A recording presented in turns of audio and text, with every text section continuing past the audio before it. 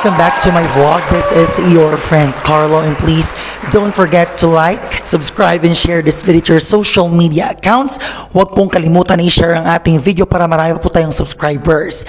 Yes, I am back with a big bang this 2021 because of course, I am back in vlogging kasi nga po quarantine, and here in Thailand right now, it's quite serious again. When I left Thailand last year around March 14, this situation took place as well. Yung increase ng COVID-19 cases dito sa Thailand is now again increasing. So now, all of the schools are auto close because of the scattering pandemic again. And for this video, mga kaibigan, we're going to talk about kung ikaw ay legal worker dito sa... Wait, sakit ang ilong ko. Kung ikaw ay legal worker dito sa Thailand, specifically if you are a teacher, paano ba makabalik dito? And what are the processes? Paano ako nakabalik dito? And in this video, I hope na makakatulong dyan sa mga kababayan and ka-OFWs ko din na until now ay nasa Pilipinas at still nangangamba pa din kung paano makabalik dito. And this video is of course for you guys. I hope that this video is going to help you. So here's number 1 rule.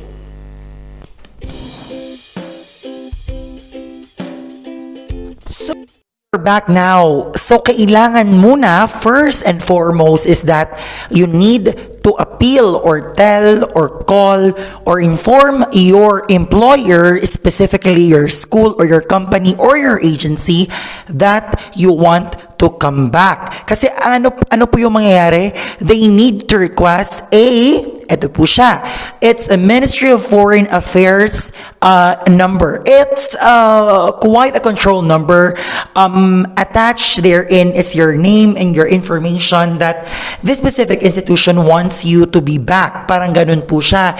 And then what will happen is that as a legal worker, and of course, meron kayong work permit na valid, passport, visa, and all of your documentations na legal, they're going to send a request to the embassy in Manila that they want you to be back in Thailand for the specific date para makapagtrabaho ulit. So that's number 1. So yung tanong naman ng iba is, what if walang MFA number and your employer doesn't even take action? Parang wala silang ganang gawin yung prosesong ito. So, we can't do anything about it because it's a requirement specifically. Even though let's say na you have a visa and you have a work permit, but then again, that MFA number is one of the most important requirement that the embassy or the Kingdom of Thailand will ask you to give in order for you to get the requirements papunta dito. Parang ganun siya. So, MFA number again stands for Ministry of Foreign Affairs number. So, yan yung una nyo dapat gawin. Kasi as what I have said, it's very important. And of course, attached with the MFA number, you also need to secure a lot of papers. And I'm going to discuss these requirements to you sa video na ito. Ganun siya. So what else?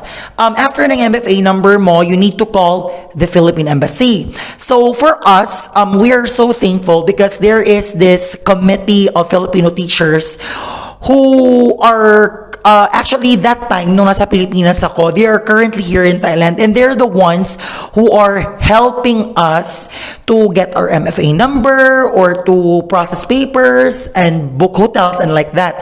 But if ever naman na you don't have any informations or contact about them, what you can do is you can call directly or email directly to this email address that I'm going to ito siya, ganun, email address of the Thai embassy, or you can call them directly because once you inquire, they will respond to you within 12 to 24 hours.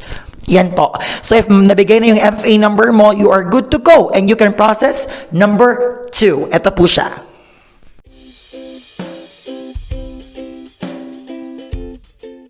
So Number 2 is all about after na nakuha nyo na yung FA number nyo and you already emailed or called the embassy, what you can do is that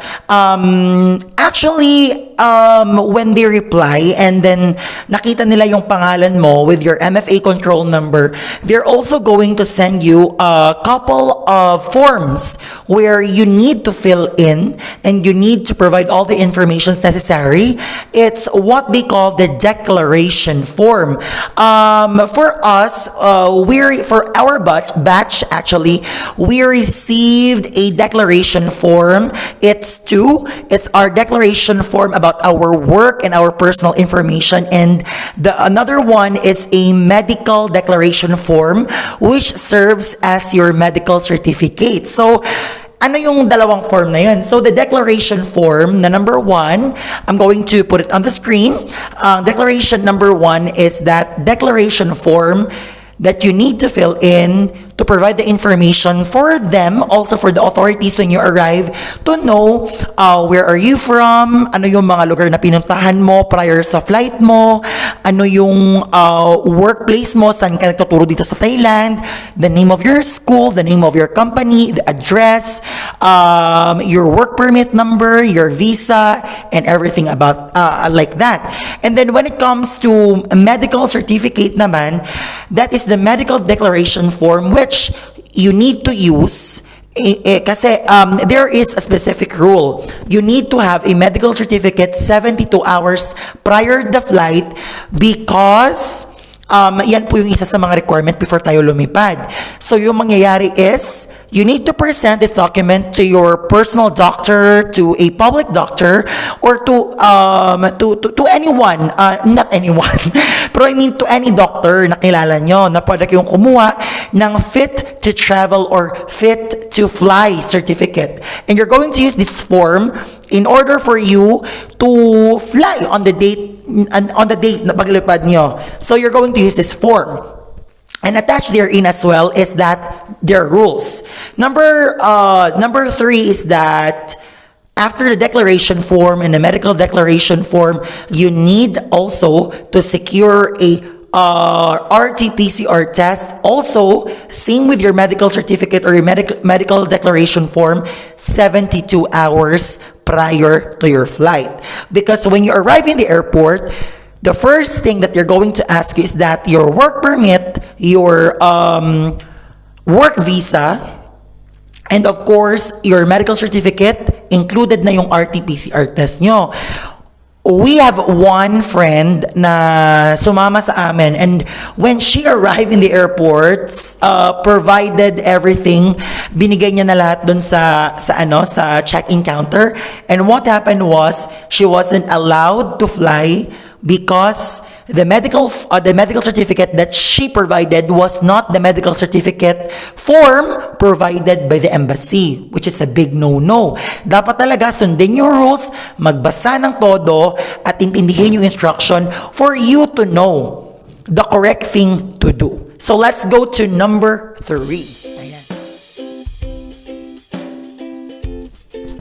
So let's go to part 3 of this video. So mga kaibigan, after nyo po na ma-secure ang inyong RT-PCR test, declaration form, MFA, all of those things, you also need, number 3 let's go now to the next part of this video, which is you need to book your ticket, your quarantine, state quarantine hotel provided by the government.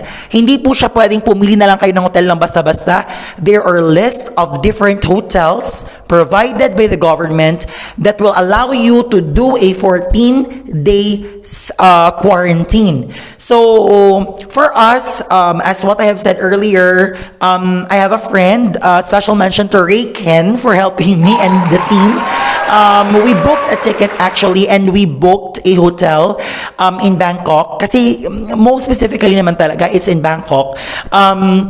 We paid, for the hotel only, it's around 35,000 baht.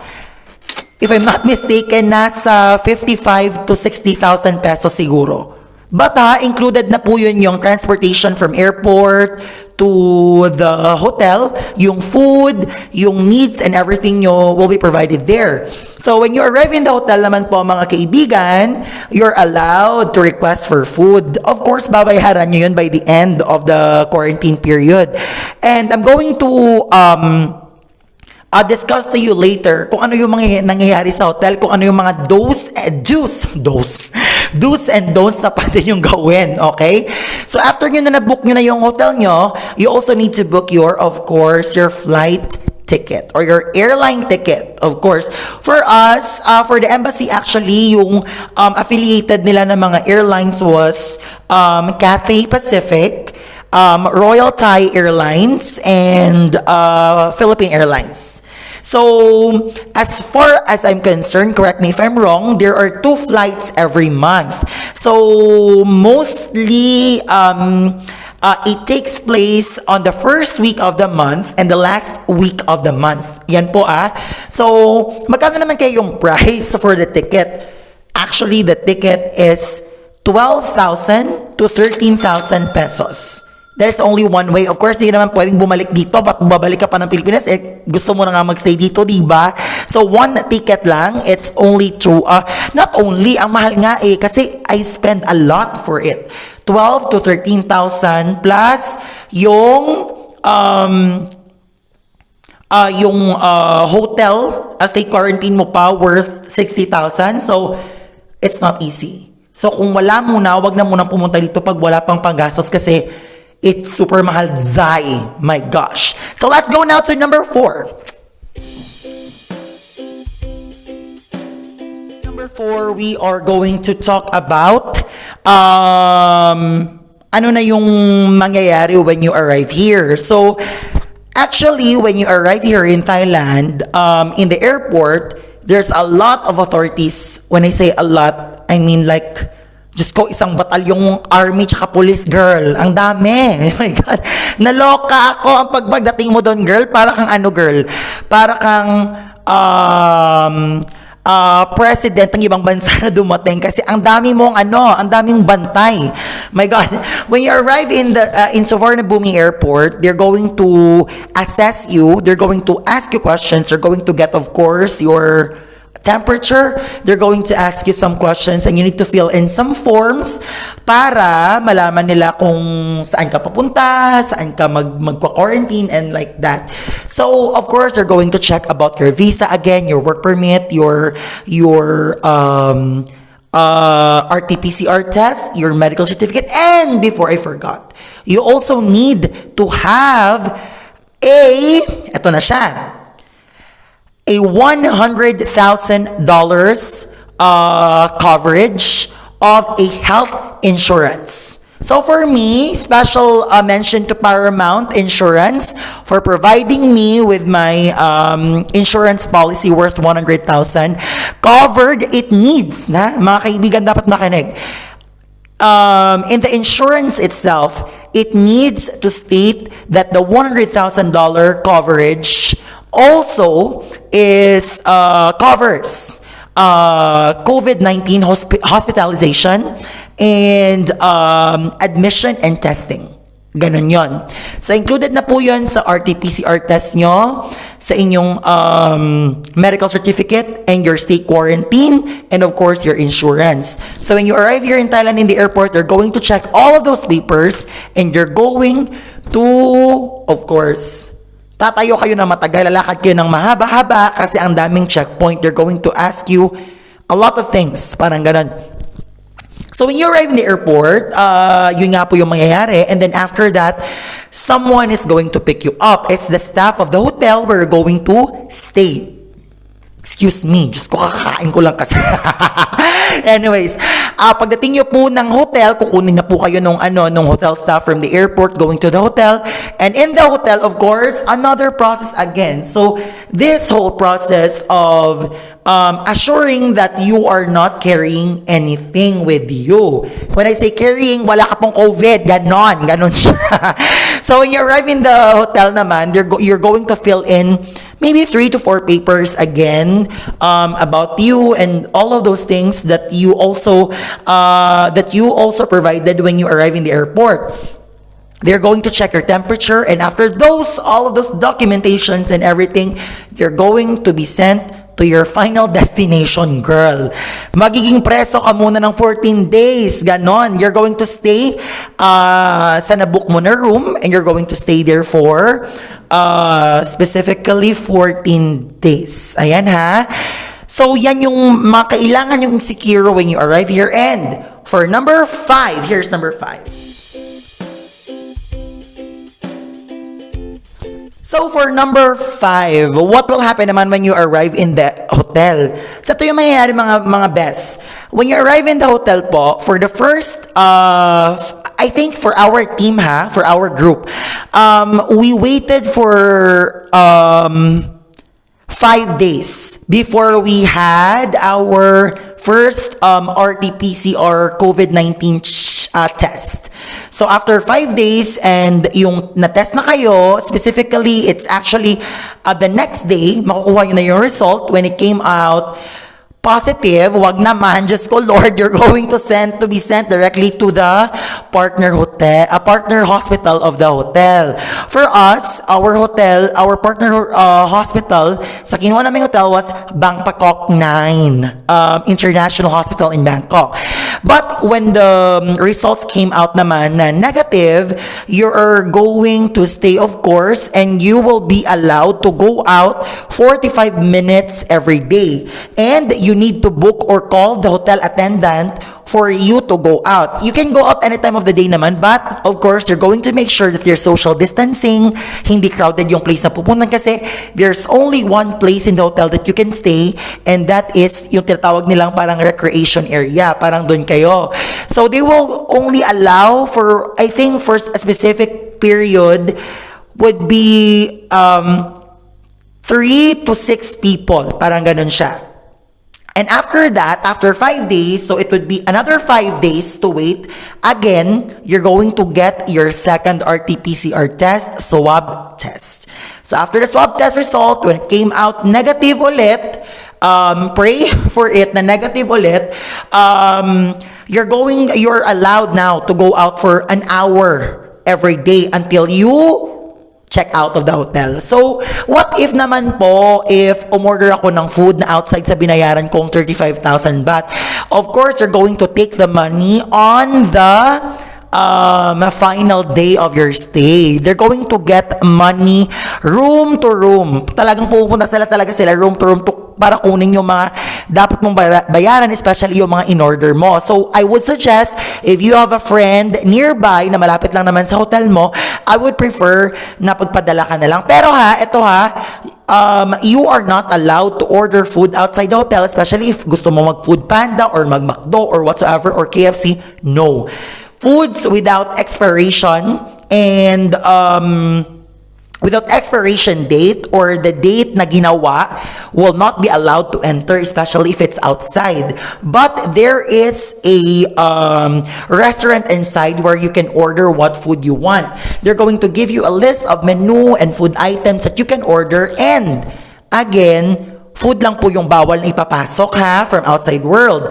Pero pag if you want naman to order like okay lang po ba na i-ask yung attendant na magpabili sa 7-Eleven? Pwede as long as it's a product na kailangan mo. Sabon, toothpaste, condom, lahat-lahat ng gusto mo. Lahat-lahat ng gusto mo, pwede mong ipabili as long as it's a product na meron siyang sealed, hindi siya parang exposed sa lahat-lahat. Just yung specific products na mabibili 7-Eleven. Yun po yun. So again, kukunin yung bayad by the end of your quarantine period. So for the last part of our video, this is my commentary. Go! So, ayun nga, I hope na nakatulong yung information na binigay ko sa inyo. Pero the realizations of making this video is that I was actually devastated when I heard the news that the pandemic is actually scattering all around the world. I left Bangkok last year around March 13 because President Rodrigo Duterte announced that on March 15, the Philippines will be on lockdown, especially Metro Manila. Ganon yung nangyari. So, since it's a regular thing for me to go home every March of every year, it's an annual thing, umuwi talaga ako, let's say parang I took the chance to go home and then umuwi. Kasi nga, of course, as an OFW, we miss our family. And we didn't expect that this pandemic would be this serious. No? When I left Thailand, they are managing the COVID-19 pandemic very well. Actually, until now, they're doing very well. When I arrived in the Philippines, that's the thing, or doon na nag-start ng problema. Nag-start ang problem sa Pilipinas when everything